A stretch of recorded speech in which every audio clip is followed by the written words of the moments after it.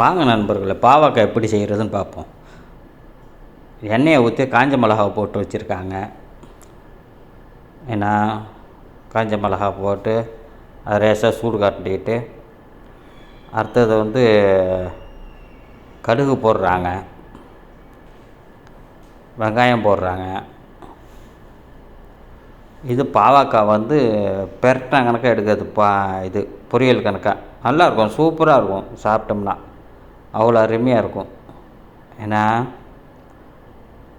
நல்லா வெங்காயம் வதங்கணும். வதங்கிடுச்சு. வதங்கினதுக்கு பிறகு இது போடுறாங்க, மஞ்சள் பொடி.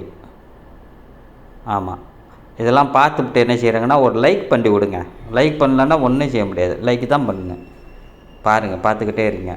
பார்த்துட்டு ஒரு லைக் பண்ணுங்கள். உங்கள் ஃப்ரெண்டுகளுக்கு ஷேர் பண்ணுங்க. டெய்லி நாங்கள் வீடியோ போட்டுக்கிட்டே இருப்போம். சமைக்கிறது வீடியோவை போட்டுக்கிட்டே இருப்போம். நீங்கள் எந்த அளவுக்கு ஆதரவு கொடுக்குறீங்களோ அந்த அளவுக்கு நாங்களும் வீடியோலாம் போடுவோம். இப்போ பாவக்காய் போடுறாங்க, பார்த்துக்கிட்டே இருங்க. பாவக்காய் போட்டு முடிச்சிட்டாங்க. அப்படியே பரட்டி விட்றாங்க.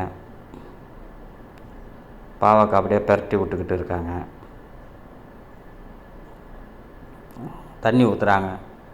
அது வேக வைக்கிறதுக்கு கொஞ்சம் தண்ணி ஊற்றுறாங்க. ஆஹா, லாஸ்ட்டில் தான் என்ன செய்கிறாங்க, தேங்காயை திருவி அதை போடுறாங்க. அட அட அட அட அட, இதுதான் என் சாப்பாடு. இப்படி தான் இருக்கும் புழுக்கு. எவ்வளோ சூப்பராக வந்துருச்சு பாருங்கள். அப்படியே இந்த இதுக்கு சாம்பார் வச்சு பக்கத்தில் இந்த பொரியலை வச்சு சாப்பிட்டோம்னா அவ்வளோ திருப்தியாக இருக்கும். நல்ல சாப்பாடு, அருமையான சாப்பாடு, உடம்புக்கு ரொம்ப ஹெல்த்தான பொருள்.